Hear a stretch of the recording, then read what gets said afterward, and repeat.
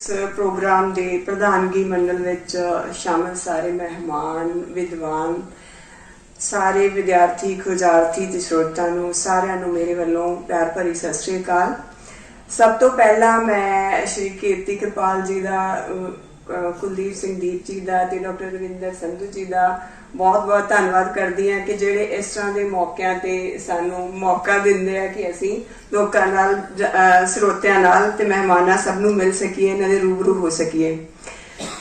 जिवें कि मैं पहला भी पिछली बार अपनी थोड़े जिहा डायलॉग होया सी उहदे विच भी दस्सिया सी कि सेंट्रल यूनिवर्सिटी दे विच मैं 2009 च ज्वाइन कीता सी, पर मौका तुहाडे सारिआं दे रूबरू होण दा तुहाडे सारिआं दी मिहरबानी नाल ही पिछली बार मिलिया सी ते हुण सैकेंड टाइम फिर आपां मिल रहे हां। सो इस दे लई सारे ऑर्गेनाइजर्स दा मैं बहुत बहुत सब तो पहला धन्नवाद करदी हां। ते उदों भी अपना जिहड़ा डायलॉग होया सी वो इसे ही संदर्भ विच होया सी। अजकल खास करके जिहड़े भाषा दे विद्यार्थी आ उन्हां नूं कई बार इस तरह महसूस होण लग जांदा कि असीं MA करके की करांगे, असीं पंजाबी दे विच पढ़ के या अगे मास्टर्स या तो फिर MPhil या PhD करके की करांगे, कि MA ही करके असीं कुछ कर सकते हैं या नहीं। तो वो बहुत सारिया मतलब इस तरह दियां उन्हां नूं लगदियां ने। मैं देखिया विद्यार्थियों दे विच साडे कोल भी जिहड़े यूनिवर्सिटी च आउंदे आ तां उन्हां नूं ऐसा लगदा कि शायद साडे कोल मौके समय आउण वाले समय दे विच घट ने कि भाषा सिख के पढ़ के असीं की कर सकते हैं। परंतु जिवें कि मेरे तो पहले स्पीकर साडे कुलदीप सिंह दीप जी ने दस्सिया, वैसे तो मेरा अद्धा काम उन्होंने ही खत्म करता। बहुत सारे मौके तो तुहानूं इनडायरैक्टली उही दस गए कि जिहड़े हुण जिहड़ियां संभावनावां आउण वाले समय च पईआं ने। पर सब तो वड्डी गल यह है कि आउण वाला जिहड़ा जमाना उस दे विच भाषा मल्टीलिंगुअल होना, बाईलिंगुअल होना एक एसेट है। आने वाले 10-15 सालों तक तो पूरा ही जिहड़े लोग जिहड़े विद्यार्थियों नूं आने वाले पीढ़ी नूं जिहड़े मल्टीलिंगुअल है या बाईलिंगुअल है, एक तो वध भाषावां जाणदे हो, अपने आप दे विच ही एक उन्हां दी योग्यता बन जाती है, जिहड़ी बहुत सारे इस तरह के फील्ड है जिन्हां चों काम आ सकती है। जिवें कि डॉक्टर रविंदर हुणा ने मेरे बारे मेरी इंट्रोडक्शन ही इस तरह नाल करवाई, तो मैं उत्थों अपने जो मेरा अनुभव ते तजर्बा उत्थों ही गल शुरू करदी हां। मैं वैसे भाषावां जिहड़ियां सिੱਖੀਆਂ सी शौक लई तो नहीं सी सिੱਖੀਆਂ, लोड़ लई सिੱਖੀਆਂ सी, पर बाद दे विच शौक बन गया। सब तो पहला मैनू लोड़ महसूस हुई सी जदों मैं अपना PhD का टॉपिक लिया सी, वो संस्कृत काव्य शास्त्र नाल संबंधित सी, ते फिर मैनू संस्कृत भाषा सीखनी पैनी सी।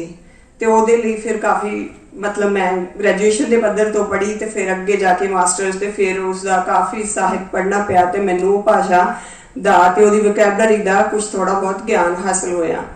उस तो बाद जब मैं उर्दू सीखी तो मैनू एक पंजाबी यूनिवर्सिटी पटियाला ने पीर मुहम्मद जीवन ते रचना खोज प्रोजेक्ट दिता सी, ते उस पीर मुहम्मद जिहड़ा लेखक है सर हुणी बैठे ने, उन्हां दी इक्को एक रचना चट्ठियां दी वार मिलदी है, पंजाबी भाषा के विद्यार्थी जानते होणगे।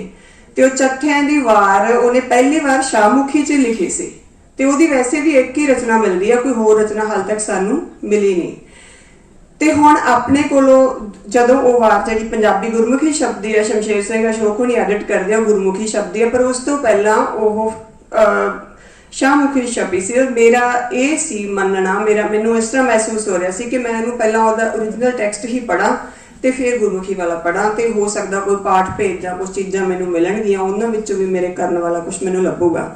तो उस करके मैं उर्दू सीखी सी, ते सीखते हुए फिर मेरा इन्ना क मेरी दिलचस्पी वध गई, फिर फारसी ते फिर इस तरह भाषावां सीखना मेरा एक शौक ही बन गया। भाषा नूं सीखना एक इन्ना क रोचक काम है। पहला तो तुसी अल्फाबेट्स दी जिहड़े किसी स्क्रिप्ट दे हुंदे आ उन्हां दी शेप देखदे हो, सिੱਖਦੇ हो, हौली हौली उन्हां दी वोकैबलरी सिੱਖਦੇ हो, फिर उन्हां दी वाक बनतर नूं भी तुसी सिੱਖਦੇ हो, फिर उन्हां दी प्रोनाउंसिएशन सिੱਖਦੇ हो।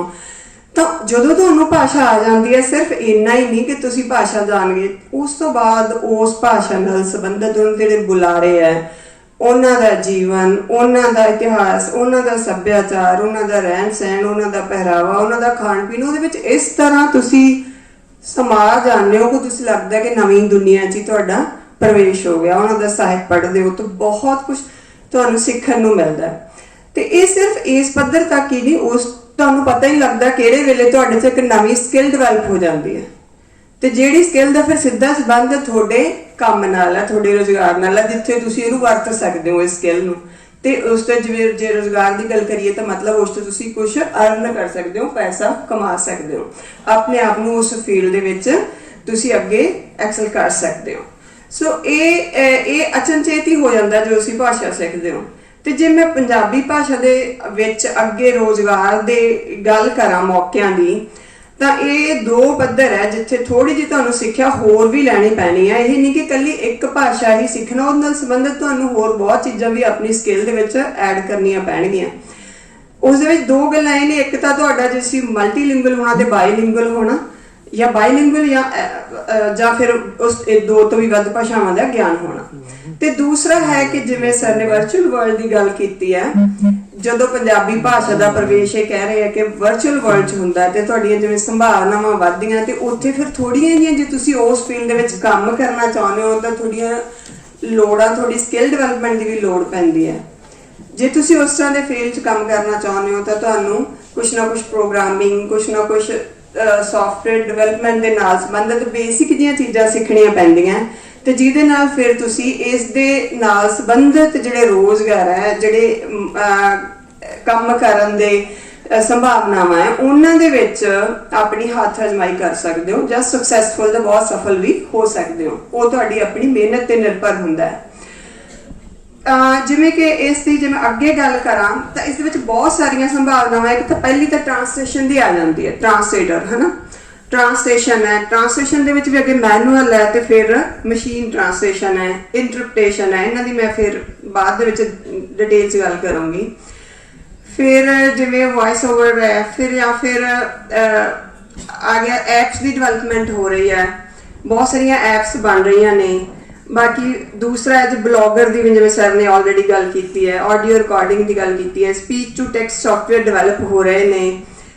ਤੇ ਇਹ ਸਾਰੀਆਂ ਚੀਜ਼ਾਂ ਦੇ ਵਿੱਚ ਜੇ ਹੁਣ ਆਪਾਂ ਮੌਕਿਆਂ ਦੀ ਰੋਜ਼ਗਾਰ ਦੀ ਗੱਲ ਕਰਦੇ ਹਾਂ ਤਾਂ ਰੇਡੀਓ ਅਨਾਉਂਸਰ ਹੋਣਾ, ਜਾਂ ਪ੍ਰੂਫ ਰੀਡਰ ਹੋਣਾ, ਜਾਂ ਫਿਰ ਮੀਡੀਆ ਦੇ ਵਿੱਚ ਅਨਾਉਂਸਰ ਹੋਣਾ, ਉਹ ਸਾਰੀਆਂ ਚੀਜ਼ਾਂ ਤਾਂ ਤੁਸੀਂ ਪਹਿਲਾਂ ਹੀ ਸਾਰੇ ਜਾਣਦੇ ਹੋ। ਆਪਾਂ ਕੁਝ ਨਵੇਂ ਜਿਹੜੇ ਆਉਣ ਵਾਲੇ ਸਮੇਂ ਦੇ ਵਿੱਚ ਮੌਕੇ ਸਾਡੇ ਕੋਲ ਉਪਲਬਧ ਹੋ ਸਕਦੇ ਆ, ਉਹਨਾਂ ਦੀ ਗੱਲ ਕਰ ਰਹੇ ਹਾਂ ਅੱਜ, ਹੈ ਨਾ। ਤੇ ਇਸ ਦੇ ਵਿੱਚ ਕੀ ਹੈ ਕਿ ਜਦੋਂ ਭਾਸ਼ਾ ਦੇ, ਜੇ ਆਪਾਂ ਭਾਸ਼ਾ ਵਿਗਿਆਨ ਦੇ ਵਿੱਚ ਗੱਲ ਕਰਦੇ ਹਾਂ ਤਾਂ ਇਸ ਦੇ ਕਈ ਸਾਰੀਆਂ ਬ੍ਰਾਂਚਸ ਨੇ, ਤੇ ਉਹਦੇ ਵਿੱਚ ਇੱਕ ਹੈ ਕੰਪਿਊਟੇਸ਼ਨਲ ਲਿੰਗੁਇਸਟਿਕਸ। ਜਿਸ ਕੰਪਿਊਟੇਸ਼ਨਲ ਲਿੰਗੁਇਸਟਿਕਸ ਦੇ ਵਿੱਚ ਕੁਝ ਪਾਈਥਨ ਪ੍ਰੋਗਰਾਮਿੰਗ ਤੇ ਕੁਝ ਇਸ ਤਰ੍ਹਾਂ ਦੇ ਭਾਸ਼ਾ ਨੂੰ ਉਹਦੇ ਕੰਪਿਊਟਰੀਕਰਨ ਨਾਲ ਸੰਬੰਧਿਤ ਵਿਸ਼ੇ ਪੜ੍ਹਾਏ ਜਾਂਦੇ ਆ। ਤੇ ਜੇ ਵਿਦਿਆਰਥੀ ਉਸ ਦੇ ਵਿੱਚ ਆਪਣੀ ਮਤਲਬ ਸਿੱਖਿਆ ਹਾਸਲ ਕਰਦੇ ਆ ਤਾਂ ਉਹ ਕਾਫੀ ਇਹਨਾਂ ਸਾਰੇ ਜਿੰਨੇ ਵੀ ਇਹ ਭਾਸ਼ਾ ਦੇ ਕੰਪਿਊਟਰੀਕਰਨ ਨਾਲ ਸੰਬੰਧਿਤ ਮੌਕੇ ਆ, ਇਹਨਾਂ ਦੇ ਵਿੱਚ ਜਿਹੜਾ ਰੁਜ਼ਗਾਰ ਪ੍ਰਾਪਤ ਆ ਉਸ ਦੇ ਯੋਗ ਹੋ ਸਕਦੇ ਆ। ਜਿਸ ਦੇ ਵਿੱਚ ਕਿ ਮਸ਼ੀਨ ਟ੍ਰਾਂਸਲੇਸ਼ਨ ਵੀ ਹੈ, ਜਿਸ ਦੇ ਵਿੱਚ ਕਿ ਇੰਟਰਪ੍ਰੀਟੇਸ਼ਨ ਵੀ ਹੈ, ਜਿਸ ਦੇ ਵਿੱਚ ਕਿ ਆਡੀਓ ਰਿਕਾਰਡਿੰਗ ਵੀ ਹੈ। ਇਹ ਸਾਰੀਆਂ ਚੀਜ਼ਾਂ ਆ ਜਾਂਦੀਆਂ ਤਾਂ ਉਸ ਦੇ ਵਿੱਚ ਇਹ ਸਭ ਤੋਂ ਜ਼ਿਆਦਾ ਜ਼ਰੂਰੀ ਹੋ ਜਾਂਦਾ ਹੈ ਕਿ ਤੁਸੀਂ ਆਪਣੀ ਥੋੜੀ ਜਿਹੀ ਸਕਿੱਲ ਡਿਵੈਲਪ ਕਰਨੀ ਹੈ, ਪਰ ਫਿਰ ਤੁਹਾਡੇ ਲਈ ਮੌਕੇ ਬਹੁਤ ਨੇ। ਟ੍ਰਾਂਸਲੇਸ਼ਨ ਦਾ ਜ਼ਮਾਨਾ ਹੁਣ ਇਹ ਹੈ ਕਿ ਜਦੋਂ ਸੰਪਰਕ ਇੰਨਾ ਵੱਧ ਗਿਆ ਇਸ ਪੱਧਰ ਤੇ, ਇਸ ਚੀਜ਼ ਦੇ ਵਿੱਚ ਲੋੜ ਮਹਿਸੂਸ ਹੋਣ ਲੱਗ ਗਈ ਕਿ ਬਹੁਤ ਸਾਰਾ ਜਿਹੜੇ ਚਾਹੇ ਸਾਡੇ ਕੋਲ ਲਿਟਰੇਚਰ ਪਿਆ ਜਾਂ ਸਾਡੀਆਂ ਬਹੁਤ ਸਾਰੀਆਂ ਟੈਕਸਟ ਆ, ਉਹਨਾਂ ਸਾਰਿਆਂ ਦਾ ਅਨੁਵਾਦ ਜਿਹੜਾ ਉਹ ਵੱਡੇ ਪੱਧਰ ਤੇ ਕਰਵਾਇਆ ਜਾ ਰਿਹਾ। ਇਹ ਸਿਰਫ ਇੰਨਾ ਹੀ ਨਹੀਂ, ਇਸ ਤਰ੍ਹਾਂ ਵੀ ਹੈ ਕਿ ਬਹੁਤ ਸਾਰੀਆਂ ਐਪਸ, ਜਿਹੜੀਆਂ ਐਪਸ ਪਹਿਲਾਂ ਸਾਡੇ ਕੋਲ ਅੰਗਰੇਜ਼ੀ 'ਚ ਉਪਲਬਧ ਨੇ, ਉਹ ਸਾਰੀਆਂ ਐਪਸ ਨੂੰ ਹੁਣ ਰੀਜਨਲ ਭਾਸ਼ਾਵਾਂ ਦੇ ਵਿੱਚ ਬਣਾਇਆ ਜਾ ਰਿਹਾ। ਮੈਂ ਇੱਕ IAS ਬੈਂਗਲੌਰ ਦਾ ਪ੍ਰੋਜੈਕਟ ਹੈ, ਉਹ ਐਕਚੁਅਲੀ ਬਿਲ ਗੇਟਸ ਦੀ ਫੰਡਿੰਗ ਵਾਲਾ ਪ੍ਰੋਜੈਕਟ ਹੈ। ਉਸ ਪ੍ਰੋਜੈਕਟ ਦੇ ਵਿੱਚ ਬਹੁਤ ਸਾਰੀਆਂ ਇੰਡੀਅਨ ਰੀਜਨਲ ਲੈਂਗੁਏਜ ਦੇ ਵਿੱਚ ਦੋ ਫੀਲਡ, ਐਗਰੀਕਲਚਰ ਤੇ ਬੈਂਕਿੰਗ ਨਾਲ ਸੰਬੰਧਿਤ ਦੋ ਐਪਸ ਡਿਵੈਲਪ ਕਰ ਰਹੇ ਆ। ਉਹ ਐਪਸ ਡਿਵੈਲਪ ਕਰਨ ਸਮੇਂ ਉਹਨਾਂ ਨੂੰ ਉਸ ਰੀਜਨ ਦੀ ਭਾਸ਼ਾ ਬੋਲਣ ਵਾਲੇ ਸਿਰਫ ਬੁਲਾਰੇ ਚਾਹੀਦੇ ਆ।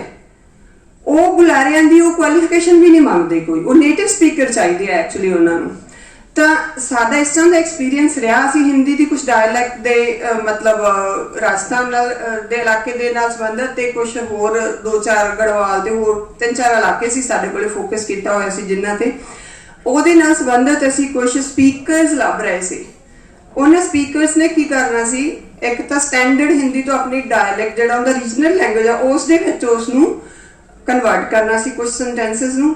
ਕੁਝ ਉਹਨਾਂ ਨੂੰ ਆਪਣੇ ਨੇਟਿਵ ਜਿਹੜਾ ਮਤਲਬ ਉਹਨਾਂ ਦਾ ਇੱਕ ਉਚਾਰਨ ਦਾ ਆਪਣਾ ਹੈਗਾ, ਉਸ ਲਹਿਜਾ ਉਸ ਦੇ ਵਿੱਚ ਉਹਨਾਂ ਨੇ ਉਹਨਾਂ ਨੂੰ ਬੋਲਣਾ ਸੀ, ਰਿਕਾਰਡਿੰਗ ਕਰਨੀ ਸੀ। ਸਾਨੂੰ ਜਿੰਨੇ ਸੈਂਟੈਂਸ ਰਿਕਾਰਡ ਕਰਨ ਦੀ ਲੋੜ ਸੀ, ਸਾਨੂੰ ਉਹਨੇ ਸਪੀਕਰ ਹੀ ਨਹੀਂ ਮਿਲੇ। ਇੰਨਾ ਕੋਸ਼ਿਸ਼ ਦੇ ਬਾਵਜੂਦ ਸਾਡੀ ਸਭ ਤੋਂ ਜ਼ਿਆਦਾ ਜਿਹੜਾ ਸਾਨੂੰ ਉਸ ਵੇਲੇ ਸਾਹਮਣਾ ਕਰਨਾ ਪਿਆ ਹਰਡਲ ਦਾ, ਉਹ ਇਹੀ ਸੀ ਕਿ ਕਿਵੇਂ ਲੋਕਾਂ ਨੂੰ ਕਨਵਿੰਸ ਕਰੀਏ। ਕਿਵੇਂ ਕਈ ਤਾਂ ਮਤਲਬ ਸਾਨੂੰ ਬਹੁਤ ਸਾਰੀਆਂ ਇਸ ਤਰ੍ਹਾਂ ਦੀਆਂ ਵੀ ਚੀਜ਼ਾਂ ਦਾ ਸਾਹਮਣਾ ਕਰਨਾ ਪਿਆ ਵੀ ਕੀ ਤੁਸੀਂ ਇਹ ਕੀ ਕਰ ਰਹੇ ਹੋ, ਫੇਕ ਕੰਮ ਹੈ, ਕੀ ਹੈ ਕੀ ਨਹੀਂ, ਮਤਲਬ ਅਵੇਅਰਨੈਸ ਵੀ ਬਹੁਤ ਘੱਟ ਸੀ। ਤਾਂ ਉਹਨਾਂ ਨੂੰ ਮੈਂ ਇੱਕ ਗੱਲ ਕਹੀ ਉਦੋਂ IIS ਬੈਂਗਲੌਰ ਵਾਲਿਆਂ ਨੂੰ, ਮੈਂ ਕਿ ਤੁਸੀਂ ਇਸ ਤਰ੍ਹਾਂ ਦੀ ਐਪ ਪੰਜਾਬੀ 'ਚ ਕਿਉਂ ਨਹੀਂ ਬਣਵਾ ਲੈਂਦੇ? ਉੱਥੇ ਤਾਂ ਮੇਰੇ ਬਹੁਤ ਸੰਪਰਕ 'ਚ ਲੋਕ ਹੈ, ਮੈਂ ਬਹੁਤ ਸਪੀਕਰ ਇਸ ਤਰ੍ਹਾਂ ਦੇ ਲੱਭ ਸਕਦੀ, ਨੇਟਿਵ ਸਪੀਕਰ। ਉਹ ਕਹਿੰਦੇ ਮੈਡਮ ਇਹ ਲੱਗਦਾ ਹੀ ਹੈ, ਅਸੀਂ ਵੀ ਇੰਨਾ ਇਸ ਮਸਲੇ ਦਾ ਸਾਹਮਣਾ ਕਰ ਰਹੇ ਹਾਂ ਕਿ ਸਾਨੂੰ ਇੰਨਾ ਮਤਲਬ ਮਿਲ ਹੀ ਨਹੀਂ ਰਹੇ ਇਸ ਜਿਹੜੇ ਜਿਨ੍ਹਾਂ ਦੀ ਕੋਈ ਉਹ ਕੁਆਲੀਫਿਕੇਸ਼ਨ ਨਹੀਂ ਮੰਗਦੇ, ਕੁਛ ਨਹੀਂ, ਬਸ ਨੇਟਿਵ ਸਪੀਕਰ ਹੋਵੇ ਤੇ ਲਿਖ ਸਕਦਾ ਹੋਵੇ, ਪੜ੍ਹ ਸਕਦਾ ਹੋਵੇ। ਜੇ ਤੁਸੀਂ ਉਹ ਸਾਰੇ ਵਿਦਿਆਰਥੀ ਪੜ੍ਹੋ ਤਾਂ ਤੁਹਾਨੂੰ ਪੰਜਾਬ ਦੇ ਇਤਿਹਾਸ ਬਾਰੇ ਬਹੁਤ ਸਾਰੀਆਂ ਨਵੀਆਂ ਗੱਲਾਂ ਮਿਲਣਗੀਆਂ ਜਿਹੜੀਆਂ ਤੁਸੀਂ ਇਤਿਹਾਸ ਦਾ ਸਬਜੈਕਟ ਪੜ੍ਹਦਿਆਂ ਹੋਇਆਂ ਨਹੀਂ ਜਾਣ ਸਕੇ। ਉਹ ਵੀ ਇਸੇ ਕਾਲਜ ਦੇ ਵਿਦਿਆਰਥੀ ਨੇ। ਡਾਕਟਰ ਅਜੀਤਪਾਲ ਬੈਠੇ ਹੋਏ ਨੇ, ਜਿਹੜੇ ਅਜੀਤਪਾਲ MD ਦੇ ਨਾਂ ਤੇ ਅਖਬਾਰਾਂ ਦੇ ਵਿੱਚ ਲੇਖ ਲਿਖਦੇ ਆ। ਮੈਡੀਕਲ ਨਾਲ ਸੰਬੰਧਿਤ ਜਿਹੜੀ ਸਿੱਖਿਆ ਉਹ ਪੰਜਾਬੀ ਭਾਸ਼ਾ ਦੇ ਵਿੱਚ ਦੇਣ ਦਾ ਯਤਨ ਕਰਦੇ ਆ, ਉਹ ਵੀ ਇਸੇ ਕਾਲਜ ਦੇ ਪੜ੍ਹੇ ਹੋਏ ਨੇ। ਉਹਨਾਂ ਦੇ ਨਾਲ ਰਣਵੀਰ ਰਾਣਾ ਜੀ ਬੈਠੇ ਹੋਏ ਆ, ਪੰਜਾਬੀ ਦੇ ਬਹੁਤ ਵੱਡੇ ਗਜ਼ਲਗੋ ਨੇ। ਉਹਨਾਂ ਦੇ ਨਾਲ ਨਛੱਤਰ ਸਿੰਘ ਜੀ ਬੈਠੇ ਹੋਏ ਆ, ਉਹਨਾਂ ਦੇ ਨਾਲ ਲక్ష్మణ ਮਲੂਕਾ ਜੀ ਬੈਠੇ ਹੋਏ ਆ। ਇਹ ਬਹੁਤ ਵੱਡੀਆਂ ਹਸਤੀਆਂ ਨੇ, ਸ਼ਖਸੀਅਤਾਂ ਨੇ। ਨਿਰੰਜਨ ਸਿੰਘ ਪ੍ਰੇਮੀ ਬੈਠੇ ਹੋਏ ਆ, ਮੇਰਾ ਵੀਰ ਦੋਸਤ, ਮੈਂ ਉਹਨੂੰ ਦੋਸਤ ਮੰਨਦਾ। ਕੀਰਤੀ ਕਿਰਪਾਲ ਜੀ ਪੱਤਰਕਾਰ ਦੇ ਤੌਰ ਤੇ ਇੰਟਰੋਡਿਊਸ ਕਰਾ ਕੇ ਗਏ ਆ, ਪਰ ਉਹ ਸਾਡਾ ਦੋਸਤ ਹੈ। ਗੁਰਪ੍ਰੇਮ ਲਹਿਰੀ ਜਿਹਨੇ ਵਾਰਤਕ ਦੇ ਵਿੱਚ ਇੱਕ ਵੱਖਰੀ ਕਿਸਮ ਦੀ ਕਿਤਾਬ ਲਿਖੀ ਆ, ਸੜਕਨਾਮਾ ਤੁਸੀਂ ਸੁਣਿਆ ਹੋਣਾ। ਉਹਨਾਂ ਨੇ ਬੁਲਟਨਾਮਾ ਲਿਖਿਆ ਨਾ, ਬੁਲਟ ਮੋਟਰਸਾਈਕਲ ਦੇ ਉੱਪਰ ਦੁਨੀਆ ਦਾ ਟੂਰ ਲਾਇਆ ਔਰ ਉਸ ਨੂੰ ਫਿਰ ਇੱਕ ਵਾਰਤਕ ਦਾ ਰੂਪ, ਸਫ਼ਰਨਾਮਾ ਦੇ ਰੂਪ ਦੇ ਵਿੱਚ ਲਿਖਿਆ। ਸੋ ਇਹ ਸਾਰੇ ਹੀ ਉਹ ਬੰਦੇ ਨੇ ਜਿਨ੍ਹਾਂ ਨੇ ਵਿਦਵਾਨਾਂ ਦੀਆਂ ਗੱਲਾਂ ਨੂੰ ਸੁਣਿਆ ਤੁਹਾਡੇ ਵਾਲੀ ਉਮਰ ਦੇ ਵਿੱਚ, ਔਰ ਅੱਜ ਉਹ ਇਹਨਾਂ ਸਥਾਨਾਂ ਤੇ ਪਹੁੰਚੇ ਨੇ। ਸੋ ਮੈਂ ਤੁਹਾਨੂੰ ਸਲਾਹ ਦੇ ਸਕਦਾ